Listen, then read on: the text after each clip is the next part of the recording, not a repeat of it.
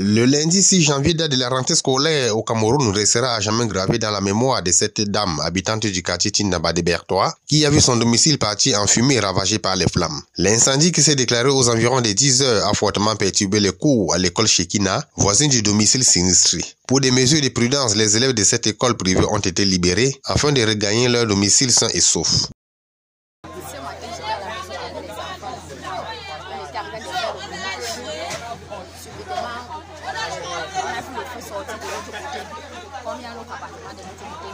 Le feu est sorti légèrement comme ça. Je suis sorti à courant pour venir éteindre le compteur. Quand je suis venu pour éteindre le compteur, ça a augmenté la barre. On a appelé au secours.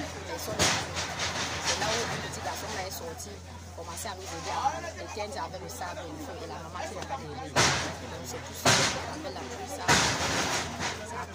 a pris là. Rien, même le téléphone n'est pas, même la babouche, tout. Le canapé, les papiers de terrain, tout. En fait, je n'ai rien récupéré. Informés d'urgence, les sapeurs-pompiers de la ville de Bertois se sont déployés sur le champ pour circonscrire les flammes et éviter une véritable catastrophe au domicile environnant. Une fois déportés sur les lieux de toute urgence, nous sommes arrivés.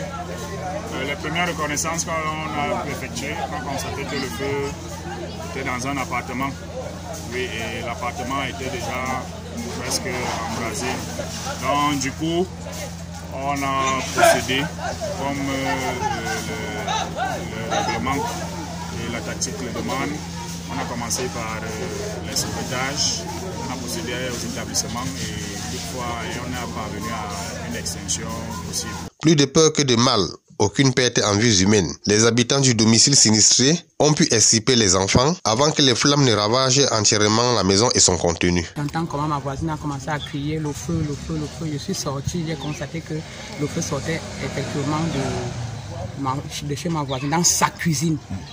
Donc c'est comme ça donc que j'ai commencé à faire évacuer mes choses, sortir la bouteille à gaz et le reste des choses. Lorsque nous quittions les lieux du sinistre, aux environs de midi, les flammes ont pu être circonscrites par les soldats du feu. Mais le problème majeur dans la plupart des domiciles, le manque de servitude pour permettre une mobilité des sapeurs-pompiers. Les municipalités de Bertois doivent se pencher sur ce problème afin d'éviter des catastrophes encore plus grandes.